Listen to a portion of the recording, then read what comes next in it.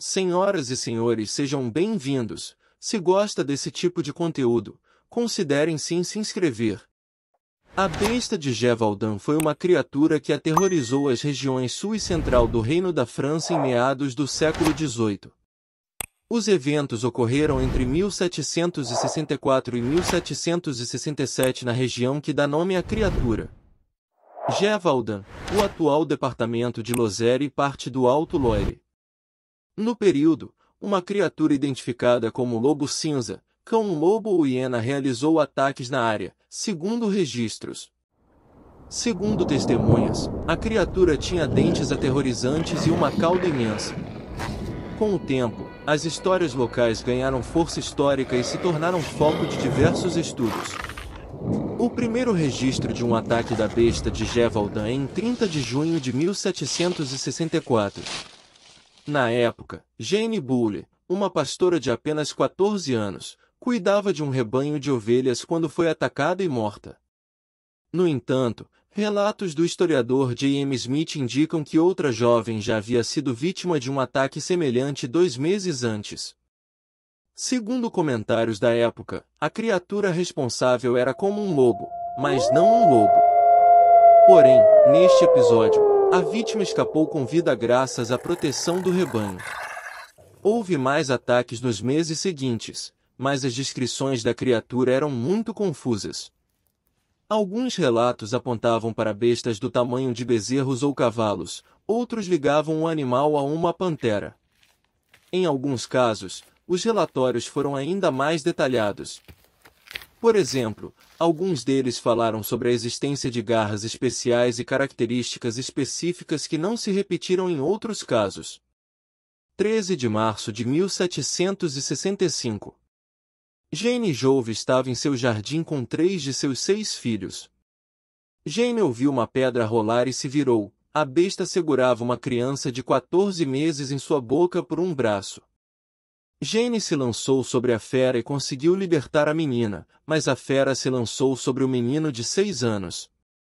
Quando a besta pulou o muro, os mais velhos, alertados pelos gritos da mãe, correram para o local com cães e colocaram a besta em fuga. Infelizmente, o menino morreu devido aos ferimentos, mas a mãe e a menina foram salvas. 12 de janeiro de 1765. Em Villaret, um vilarejo ao norte de Chanaleille, 5 meninos e 2 meninas pastoreavam o gado. Os meninos brincavam com lanças que tinham uma faca presa na ponta. De repente, a besta apareceu. Em vez de fugir, o filho mais velho de 12 anos, Jacques-André Portefaix, reuniu todos os irmãos. A besta circulou ao redor deles. Ele agarrou o mais velho e todas as crianças imediatamente o empalaram com lanças. Ela o soltou, mas voltou e pegou outro menino e o carregou. Portefaix gritou: devemos entregar Jean ou morrer com ele. Quando a besta foi pega no pântano, todos eles o atacaram e conseguiram que ele fosse embora. Ele escalou a pilha e fugiu, desistindo da caçada. 11 de agosto de 1765. Marie-Jeanne Vallet, uma empregada doméstica de 19 anos, e sua irmã Thérèse estavam a caminho de Pauillac e Broussols. A besta investiu contra Marie-Jeanne, mas ela perfurou seu peito com uma lança. A fera gritou e levou uma pata dianteira ao ferimento. Ela mergulhou na água e rolou várias vezes antes de desaparecer. Antoine, o portador do arcabuz do rei Luís XV, foi até o local e viu a lança ensanguentada. Antoine apelidou Marie-Jeanne de a donzela de Gévaudan. Marie-Jeanne descreveu a besta como do tamanho de um cachorro grande, muito maior na frente do que nas costas, uma cabeça achatada muito grande com focinho e costas pretos. Caçadores e o animal do rei Luís XV. Em meio a tantos relatos e episódios sobre a besta de Gévaudan, finalmente o rei francês Luís XV. Um grupo de caçadores reais foi encarregado de encontrar a besta na esperança de encontrar um lobo. Então, em 20 de setembro de 1765, François Antoine atirou em um lobo e disse que era uma fera. Aos 71 anos, o soldado recebeu prêmios, dinheiro e títulos por ter exterminado a criatura. Então eles encheram o cadáver e o enviaram para o cemitério. Apesar disso, os ataques continuaram. Em dezembro do mesmo ano, novos relatórios foram retirados, mas com algumas diferenças.